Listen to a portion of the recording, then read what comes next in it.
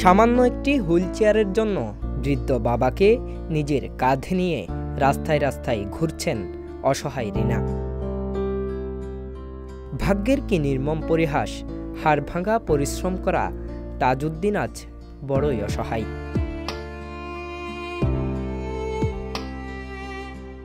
অসুস্থ বাবাকে দেখাশোনা করার কেউ না থাকায় একান্ত বাধ্য হয়ে ঘুরছেন রাজধানীর অলিতে গলিতে।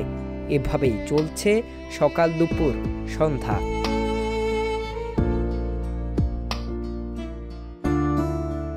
জীবনের শেষ বেলায় এসে স্বাভাবিক চলাফেরা করতেও অক্ষম গাইবান্ধা জেলা শহরের পশ্চিম পাড়া এলাকার তাজউদ্দিন। ভাগ্যের কি লিখন, কাজ করতে গিয়ে উঁচু দালান থেকে পড়ে মেরুদণ্ডে আঘাত পান। সেই থেকে বৃদ্ধ তাজউদ্দিন পড়ে আছেন বিছানায়। চিকিৎসার খরচ জোগানোর নেই সামর্থ্য।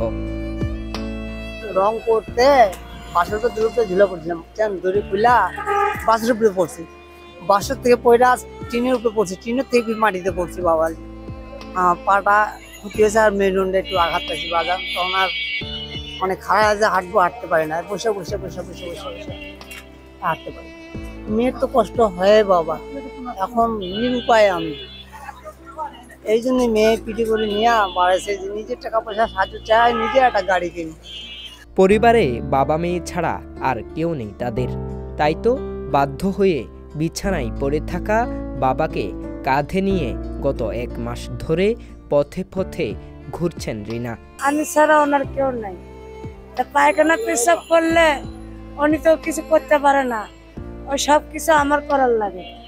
আমি যে একটা বাসায় কাম করি তারে খিলামো, তাই হাঁটতে পারে না, কিছু করতে পারে না।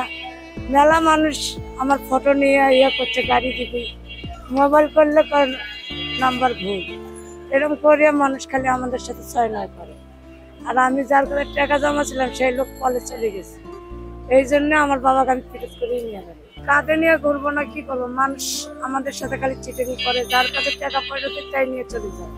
এই জন্য নিজের কাঁধে নিয়ে করে, কষ্ট হলে আমারই হোক, বাঁচি থেকে কি করবো? মন দুই বাপ বেটি একসাথে, এই জন্য আমরা ইয়ে করছি। মানুষ আমাদের সাথে ছয়-নয় করে, এটা করে।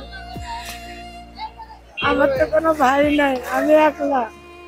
এই জন্য আমার বাবাকে আমি পিঠে করে নিয়ে গেলে নামাই না।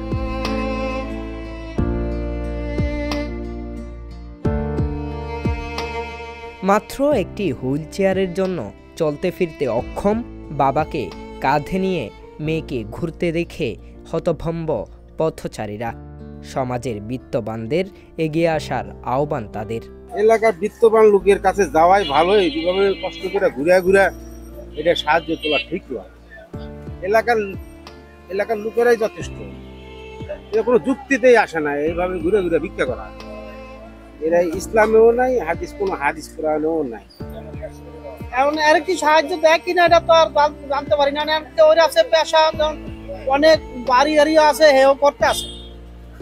আর কেউ আছে যে না আমি গরিব অসহায় লোক, আমি এটা করে খাইতেই। এর সময় কি আছে না আছে আমরা তো জানা নাই, একমাত্র জানে আল্লাহ রাব্বুল আলামিন। অসহায় লোক ঘুরবো না, কে সাহায্য দেয়, কে দেয়? যা সাহায্য করে গরিবই করে, বড় লোক কোনো সাহায্যই করে না। এরা গাড়ির গ্লাস আটকে রায়, ভিক্ষুক দেখলে গাড়ির গ্লাস আটকে রায়। তারপরে জিজ্ঞাসা আমরা হেরানোর বাবারে হেরা দেয় না, যা দেন আপনার এই গরিব মানুষই দেয় আমাদের।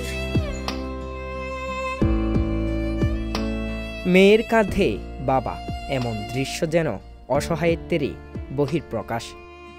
একটি হুইল চেয়ার পেলেই অবসান হতো নিদারুণ দুঃখ আর বেদনার।